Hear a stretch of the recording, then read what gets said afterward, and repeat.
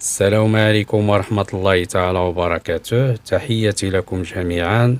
الفيديو اليوم على هذه العملة التذكارية المتميزة من فئة 250 درهم، وهذه أصدرها بنك المغرب بمناسبة الذكرى 24 لتربع صاحب جلالة الملك محمد السادس على العرش.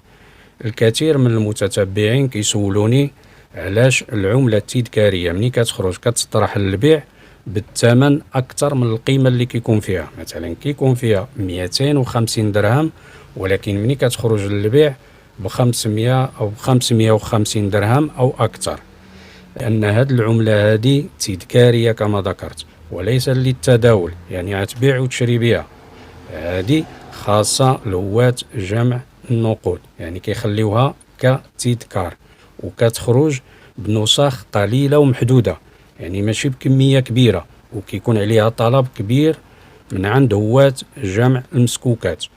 ومعظم النقود والميداليات التذكارية كتكون مصنوعة من المعدن ديال الفضة، النقرة أو الذهب، وكتكون مصنوعة بدقة عالية، فلهذا السبب الثمن ديالها كيكون مرتفع. وكل ما كيمر الأيام والسنين يعني السعر ديالها كيزيد يرتفع.